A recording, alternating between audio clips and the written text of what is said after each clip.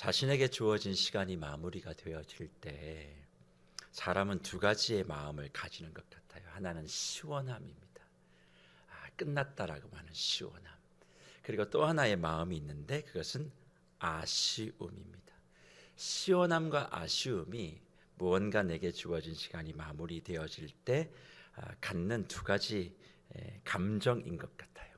마무리가 되어지면 모두가 다 홀가분해졌다 그렇게 이야기합니다만 제가 관찰해 본 바로는 자신에게 주어진 시간을 마무리하고 새로운 삶의 시간을 시작하는 많은 분들의 대부분은 시원해야 합니다. 아주 조금. 거의 대부분은 아쉬워합니다. 제가 경험하는 분들이 다 틀릴 수도 있겠지만 하여튼 제 경험 안에선 그래요. 시원하다고 말은 하는데 다 아쉬워해요. 그래서 은퇴하는 걸 그렇게 좋아하며 웃는데 속으로는 싫어하고 그 시간이 어느 정도 되는 줄 알았더니 은퇴식을 할 때는 시원하다는데 집으로 딱 가면 그때부터 서운한 거예요. 아쉽게 시작하는 거예요. 그런 분들을 많이 보게 되어져요. 그러면 도대체 그런 분들의 아쉬움의 실체는 무엇일까? 제가 한번 생각해 보면 두 가지인 것 같아요. 더 잘하지 못하는 것에 대한 아쉬움이죠. 내가 더 잘하지 못한 것에 대한 아쉬움. 하지만 그것을 더 깊이 파고들고 들어가 보면 더 하고 싶은 것에 대한 아쉬움. 잘하는 것보다 내가 이걸 더 하고 싶다. 사실 우리는 체면 문화에 익숙해져서 더 하고 싶어도 그 마음을 표현하면 덕스럽지 못하다라고 하는 그런 문화 속에 있다 보니까 또 그걸 얘기하면 무언가 믿음에서 떨어지는 것 같아서 그런 말을 솔직하게 하질 않아요. 하지만 나는 아니다라 말하고 주변에선 더 하라 해주면 되게 기분이 좋아지는 거죠. 솔직해져야 되는데 사실 그렇지 못하는 거예요. 하지만 더 하고 싶은 마음보다 더 잘하지 못하는 것에 대한 아쉬움이 클 때 그 사람이 남은 인생의 여정에 더 성장과 성숙과 빛남의 시간을 지나가게 됨을 우리는 잊지 않으셔야 된다는 겁니다. 왜 이게 중요하냐면 사실이요, 우리의 시간이 다 돼도 오늘 권사님들 네 분과 또 저와 여러분의 인생의 시간이 다 돼도 성경 속에서 하나님의 백성에게 또 하나님의 일을 맡긴 사람에게 변하지 아니하는 한 가지가 있습니다. 그게 뭐냐면 섬기는 거예요. 섬김의 인생이에요. 내 시간이 다 돼도 변하지 아니하는 것은 한 가지 섬김. 그런데 문제는 뭡니까? 저와 여러분들은 섬김이 체질이 아니라는 거예요. 저와 여러분은 누군가를 섬기는 것이 몸에 체질화돼 있지 않는 사람입니다. 그런데 말씀은 섬기라고 자꾸 가르치죠. 그리고 오랜 동안 그 자리를 하다 보면 마음속에 뭐냐면 이런 생각이 드는 거예요. 믿음을 갖고 있고 직분을 가지고 있는데 섬김을 받으려고 하면 좀 찝찝해요. 받고는 싶은데 받아야 된다라고 생각을 하면 좀 찝찝하고, 그러니까 그 어중간한 상태에서 우리의 신앙과 헌신이 걸어가질 때가 너무 많다는 거죠. 섬겨야 된다는 가르침과 섬김을 받고 싶은 이 둘 사이에 갈등이 계속 반복되지만 신앙은, 성경은, 말씀은 섬기는 자로서의 모습을 우리에게 강조하고 있고 구주 예수님도 그 섬김을 이루기 위해 이 땅에 오셨음을 분명히 말씀하고 있습니다. 그런데 우리 무별 여러분, 그리고 오늘 은퇴하신 우리 네 분의 권사님들 한번 질문 드리고 싶은 게 있어요. 여러분들은 섬기는 것 중에, 섬김의 사역 중에 무엇이 제일 어렵고 힘들다고 생각하십니까? 수많은 섬김의 종류가 있을 거예요. 아마 우리 권사님들도 수십 년을 교회에 섬기셨을 텐데 그 섬김 중에 무엇이 제일 힘들다고 생각하시나요? 각자가 생각하는 여러 가지 많은 생각들이 있겠습니다만 저는 섬기는 것 중에 제일 힘든 게 뭔 줄 아세요? 이야기를 들어주는 겁니다. 이야기 들어주는 게 제일 힘들어요. 이야기를 들어주는 것만큼, 누군가의 말을 들어주는 걸로 끝나면 안 되잖아요. 그 얘기를 듣고 수긍해주고 수고했다 그러고 우리의 문화 속에는 또 뭐예요? 말을 들어줬으면 고생했다고, 애썼다고 어깨 다독여주고 그리고 또 엉덩이 툭툭 쳐주며 집사님밖에 없습니다, 성도님밖에 없습니다. 얼마나 애를 쓰시고 어쩜 그런 걸 하셨나라고 그냥 얼굴에 있는 표정 없는 표정을 다 해서 정말 대단한 분이시다라고 하는 말씀을 드려야 목양실을 만족하고 나가지. 집사님 말씀 속에 이거 잘못됐는데요, 이거 아니잖아요 라고 얘기하면 목사가 왜 저래? 사랑이 없어, 따뜻함이 없어. 그렇게 얘기한다는 거예요. 그러면 도대체 이렇게 이야기를 들려주는 게 왜 어렵냐면 이것 때문에 그래요. 사랑하는 성도님들, 사랑하는 우리 권사님들, 한번 생각해 보십시오. 누군가의 이야기를 들을 때 그걸 듣고 있기가 어려운 이야기는 내 얘기를 하고 싶어서 그런 거예요. 어떤 얘기요? 힘들고 어려운 얘기를 누군가 해요. 그러면 마음속에 우리는 이 얘기를 하고 싶은 거죠. 그 정도 가지고 뭐가 힘들어? 그까짓 게 뭐가 어렵다고? 라떼는 말이지, 이렇게도 했어 저렇게도 했어. 그렇게 이야기를 하고 말을 하고 싶은데 그걸 말을 하지 못하고 들어주면서 그래 대단해, 권사님들 너무 애 많이 쓰셨어요, 그런 이야기를 해줘야 하니까 이게 어렵다라는 거예요. 그러니까 내가 뭔가 그 자리에 중요한 위치에 서서 뭔가를 듣게 되어지면 들어줄 수가 없어요. 자꾸 내 얘기를 하고 싶은 거죠. 그런데 재밌는 건 뭔 줄 아십니까? 사람이 나이가 들면 들수록 뭐가 빠진다 그래요? 힘이 빠진다 그러죠. 나이가 들면 들수록 힘은 빠지면 오히려 섬김은 강해져야 되거든요. 힘이 빠지면 여기서 말하는 섬김은 뭘까요? 들어주는 힘은 강해져야 되는데 이상해요. 힘은 빠지는데 들어주는 섬김은 떨어지는 거예요. 참 재밌죠. 힘은 떨어졌고 야야 나는 할 수 있는 게 아무것도 없다 그러는데 뭔 얘기를 하면 그게 뭐가 어렵다고, 우리 때는 말이지 저럴 때는 말이지, 그렇게 얘기하는 거예요. 그러니까 교회에 뭐가 자꾸 사라지냐면 어른이 사라지는 거예요. 이야기를 들어주는 것이 가장 힘든 섬김인데 그 섬김을 하는 어른들이 없는 거예요. 젊은 친구들과 자녀들이 뭔가 얘기하면 이렇게 좋은 세상을 살아가는데 뭐가 그렇게 힘드냐고 징징거리냐고. 그러니까 섬김을 우리는 어떤 행위로만 얘기하지만 제가 묵상하는 가운데 인생에 있어서 가장 힘든 건 들어주는 것.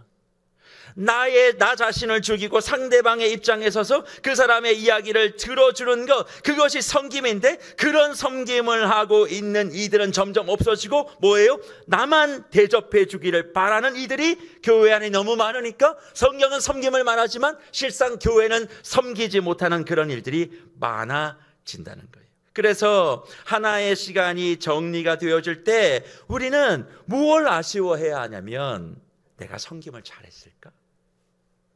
내 평생 권사로서 사역해 오면서 나는 섬김을 잘했을까? 이 섬김은 많은 내용들을 다 잘 감당하셨겠습니다만 저는 오늘 본문의 말씀을 가지고 이 섬김, 들어주는 섬김. 그래서 어려움이 생기면 이 장로님한테 가고 싶어. 어려움이 생기면 이 권사님한테 가고 싶어. 그런 섬김이 내게 있었는지 한번 돌아볼 필요가 있다는 겁니다. 그런데 아쉬워하고 후회하는 것만으로도 우리의 삶의 새로운 시간에 성장과 반전이 일어나야 되는데 일어나지 못하는 경우들이 많아요. 무슨 얘기냐? 그래 내가 좀 더 잘 들어줬어야 돼. 내가 좀 더 잘 받아줬어야 돼. 그런 후회와 아쉬움이 생기면 이 후회와 아쉬움이 그의 삶을 더 나은 삶으로 이끌어 가야 되는데 대부분의 사람들이 후회하고 아쉬움만 하고 또 똑같이 산다는 거예요. 내가 이 부분이 부족했으니까 나의 사역이 마무리되어지고 내가 무언가를 하는 일이 정리되어질 때 그래 이 부분이 아쉽고 이 부분이 후회가 되니까 내가 다시는 이런 부분을 하지 않아야 돼. 더 좋은 모습으로 나아가야 되는데 그게 잘 되지 않는다는 거예요. 그러면 왜 이런 일들이 우리의 일상과 우리의 신앙생활 가운데 잘 이루어지지 않을까? 그 이유를 오늘 본문에서 발견하게 되어집니다. 어떻게 하면 이런 후회를 나의 삶에 더 나은 모습으로 변화시킬 수 있을까? 사실 바울은 고린도 교회 성도들에게 두 번째 편지를 하며 내가 너희에게 쓴 그 이전의 편지 때문에 너희가 근심하게 된 것을 내가 후회하게 되었다라고 본문 8절에서 밝혀주고 있습니다. 그러면서 지금은 뭐 하지 않아요? 후회하지 않는데요. 내가 이전에 첫 번째 편지를 너에게 써서 너희의 마음에 근심, 더 쉽게 설명하면 부담, 그렇잖아요. 말씀으로 바른 말 얘기하면 우리 성도님들 되게 부담 느끼잖아요. 그러니까 그 부담 느낀 걸 바울이 알았어요. 그러니까 너희가 내가 이전에 했던 하나님 말씀이 이렇다 저렇다 얘기한 거 정확하게 이렇게 심령을 꿰뚫고 관통하는 그런 편지를 써서 너희가 그렇게 부담을 느끼고 근심하게 된 거, 그래서 내가 좀 목회자로서 후회를 했어 라고 8절에 얘기하는데 그 다음에 뭐라고 얘기하냐면 지금은 후회하지 않는다. 그렇게 잠시는 후회를 했지만 지금은 후회하지 않았다. 왜 후회하지 않았는가? 본문 9절 말씀 보니까 내가 지금 기뻐함은, 오히려 기뻐한대요. 너희로 근심하게 한 까닭이 아니요 도리어 너희가 근심함으로 어디에 이른 까닭이에요? 회개함에 이른 까닭이라. 너희가 하나님의 뜻대로 근심하게 된 것은 우리에게서 아무 해도 받지 않게 하려 함이다. 그렇게 말씀하고 있어요. 내가 지금 후회한 것, 너희를 힘들게 하고 마음에 부담을 준 거 후회했지만 지금은 후회하지 않고 기뻐해. 왜? 그런 것을 통해서, 그런 말씀을 통해서 너희가 회개에 이르렀기 때문에 그렇게 얘기한다는 거예요. 사랑하는 무별 여러분, 바울도요 자신의 삶에 대해서 후회를 했어요. 자신의 행위에 대해서, 자신의 사역에 대해서, 자신의 섬김에 대해서 분명히 후회했다, 그렇게 말합니다. 그러니 권사님들, 지나온 세월을 돌아보면 저도 그렇고 권사님들도 그렇고 우리 모두가 다 그렇고 후회할 수 있어요. 하지만 후회하지 않아야 해요. 근데 후회하지 않는 조건이 뭐죠? 회개에 이르는 거예요. 내가 변화되어지고 새로운 모습에 있어야 된다는 겁니다. 그러면 도대체 후회할 수 있으나 후회하지 않고 회개의 모습으로 이른다라고 하는 이 과정 속에 도대체 어떤 일이 있을까? 저는 이 말씀을 묵상하며 이 단어를 생각해 봤어요. 많은 사람들은 자신이 잘못하고 부족한 부분에 대해서 반성한다 그렇게 얘기하면서 반성을 하지 않고 대부분 뭐 하냐면요, 반추를 해요. 이 반추가 뭐냐면, 반자가 돌이킬 반자에 추자가 얼굴 추자예요. 꼴 추자예요. 그러니까 반추라는 건 뭐냐면 자신이 지금 하고 있는 그 감정에 주목하는 거예요. 후회하는 거. 내가 좀 더 잘할 걸. 그러니까 내 감정이 중요한 거예요. 주관적인 감정. 그러면 반성은 뭐냐면 이게 돌이킬 반자에다 살필 성자예요. 자신의 감정을 살피는 게 아니라 객관적인 사실, 내가 잘못한 그 일을 돌아보는 거죠. 이게 이해가 잘 안 되시죠? 이렇게 설명을 드릴게요. 지금 우리 권사님들은 시험 보신 적이 아주 오래됐겠지만 우리 여기 계신 분들 대부분 시험 보신 적 되게 오래됐죠. 학창시절 한번 떠올려 보세요. 시험을 딱 망치면 반추하는 사람은요 어떤 마음을 갖냐면 문제를 틀린 나에게 집중해요. 어이 바보, 멍청이, 왜 그랬어? 그러니까 문제에 집중하지 않고 문제를 틀린 나에게 집중해서 나를 계속 공격해. 못난 놈, 정신 좀 차리지. 근데 반성하는 사람은요 뭘 집중하는 줄 아세요? 틀린 문제에 집중하는 거예요. 그래서 틀린 문제를 다시 오답 노트를 꺼내서 풀기 시작하는 거예요. 풀어서 다시는 이 문제가 나왔을 때 틀리지 않겠다라고 하는 사람이 뭐 하는 사람이에요? 그 문제에 대해서 반성하는 사람이에요. 근데요, 반성은 뭐가 필요하냐면 용기가 필요해요. 내가 잘못한 그 일을 직면해야 돼요. 반추는 누구나 할 수 있어요. 좀 잘할 걸, 아쉬워. 그러니까 그렇게 감정적으로 내가 잘못한 나에게만 집중하고 넘어가니까 똑같은 문제가 있었을 때 어떤 일이 벌어질까요? 또 오답을 쓰는 거예요. 이게 신앙 속에서요 많은 성도들이 잘못하고 있는 일입니다. 반성한다고 하지만 대부분 다 반추하고 감정적으로 자기 자신에 집중할 뿐, 그러니까 세월이 가도 반성하고 회개를 하는데 우리의 인생이 달라지지 않아요. 하지만 고린도 교회 성도들을 보십시오. 바울의 이야기를 듣고 자기가 너무 심한 것 아닌가, 목회자로서 후회를 했다 그렇게 얘기하지만 지금은 후회하지 않는다. 왜? 너희가 돌이켜 회개함에 섰기 때문에 내가 오히려 기뻐한다 얘기하는 거죠.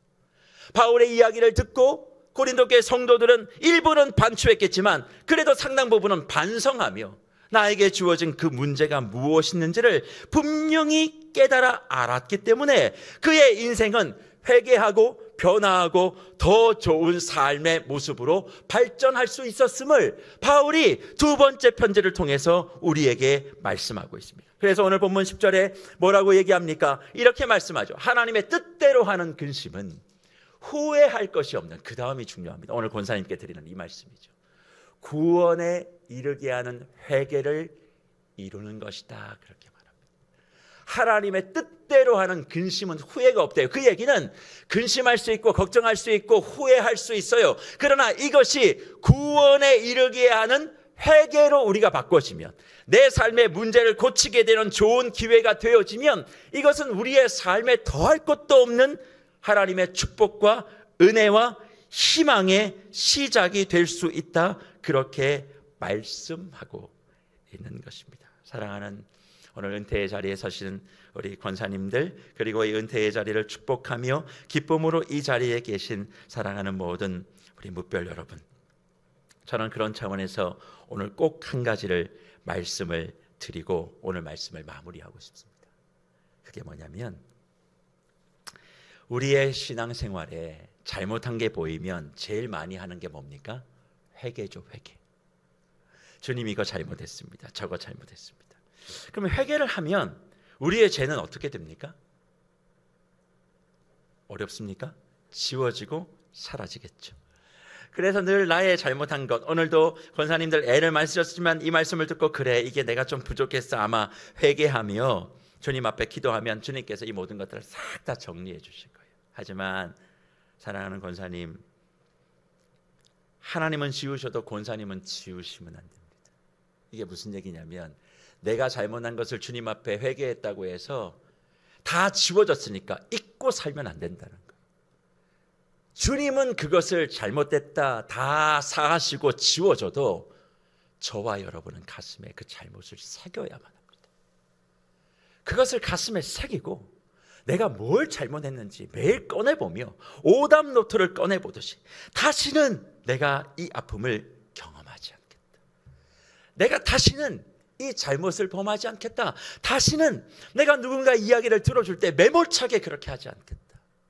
이런 섬김의 자세를 다시 한번 내 마음 가운데 내어놓지 않고서는 늘 반성만 한다고 하는데 나아진 건 없는 인생. 우리가 회개한 것만큼 나아졌다면 우리 교회와 지금 모습이 이것보다 훨씬 더 좋지 않겠습니까?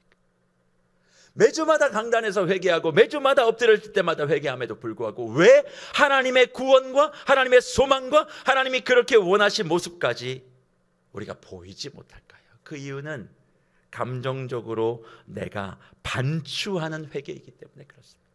그래서 우리 권사님들께 축복과 또 건면의 말씀을 드리며 오늘 말씀을 마무리하는데, 사랑하는 우리 권사님들 수고 많이 하셨습니다. 그 누구보다도 애쓰셨고 누구보다도 정성을 다하셨고 누구보다도 교회를 사랑하시며 이곳을 섬기셨을 겁니다. 하지만 성령께서 오늘 권사님들의 마음 가운데 다가오셔서 다독이시고 고생했다, 아유 애썼다, 하지만 이제 너의 시무권사로서의 시간은 끝이 났지만 이제 은퇴권사로서의 시간이 시작될 때 아쉬움이 있다, 후회도 있을 수 있다. 그런데 아쉬움과 후회로 끝나지 말고 이제 정말 내가 이 땅에서 보여줬던 섬김의 본을 더 완벽하게 보여줄 수 있는 또 다른 사역을 열어주면 안 되겠니? 이제 은퇴한 권사로서 끝이 아니라 새로운 희망의 모습으로 서 있어주면 안 되겠니? 그렇게 말씀하시는 주님의 음성을 들으시고 한번 돌아보십시오. 좋은 날도 많으셨지만 내가 좀 아직은 신앙이 성숙하지 못하고 인격적으로 아직 덜 미비되어져서 그때 그런 사건 하나하나가 혹시 은혜 가운데 떠오르신다면 그 부분을 내가 이제 잘 보완하고 하나님과 교회와 성도의 새로운 희망이 되어 저는 소망합니다. 은퇴 권사님이 되시는 것이 아니라 어른 권사님이 되시기를 축복합니다. 저는 세계로 교회에 어른들이 많으셨으면 좋겠어요. 정말 어른들이 많았으면 좋겠습니다. 무슨 이야기를 해도 그래. 그래서 아직 저도 어른이 못 됐나 봅니다. 그래 하고 넘어가야 되는데 자꾸 말씀으로 따지기 시작합니다. 그래서 저도 계속 고민이 됩니다. 하지만 시간이 가면 갈수록 저도 어른이 되겠죠. 그렇지만 그 어른의 모습을 오늘 레몬 권사님이 먼저 보여주시면 저도 잘 따라가겠습니다. 그렇게 누군가가 이정표가 되어주고 따라가게 되어지고 오늘 바울이 얘기한 것처럼 잠시 후회할 수 있으나 내가 지금은 후회하지 않고 오히려 기뻐하는 것은 너희가 회개에 도달했기 때문이다 라고 하는 그것이 1차적으로 나에게, 2차적으로 나의 가족에게, 3차적으로 우리 영가족에게 미쳐진다면 그것보다 더 귀하고 복된 일은 어디에 있겠습니까? 사랑하는 권사님들, 지난 수십 년 동안의 애씀과 수고를 주님께서 기억하시고 잊지 않으시고 앞으로의 걸음 속에 한없는 은혜의 물꼬를 터 주실 것입니다. 이제 그 은혜의 새로운 물꼬 위에 은퇴 권사가 아닌, 우리는 아마 행정적으로 은퇴 권사, 우리 김순기, 김정열, 이갑순, 또 이영순 이렇게 딱 쓰겠지만 우리는 은퇴 권사라고 읽고 뭐라고 읽는다고요? 쓰고 뭐라고 읽는다고요? 어른 권사라고. 그렇게 되어질 수 있는 은혜가 우리 레몬 권사님을 통해서 먼저 물꼬가 터지고, 잠시 권사님들 저 뒤를 한번 쫙 보십시오. 따라오게 될 후배들이 지금 다 보고 있습니다. 우리가 볼 수 있는 어른이 있는 것이 얼마나 행복한지 모릅니다. 따라갈 수 있는 믿음의 선진들이 있는 것이 얼마나 축복인지 모릅니다. 우리 권사님들이 그런 역할을 해주셔서 다시 한번 좋은 날이지만 반추가 아닌 반성으로 어른 권사됨의 희망의 문을 여시고 더욱더 주님 앞에서 영육 간의 강건함으로 몸된 교회의 은혜의 기둥, 진리의 기둥이 무너지지 않고 잘 서갈 수 있도록 마음과 정성을 모아주시는 우리 귀한 권사님 되시기를 주님의 이름으로 축복합니다.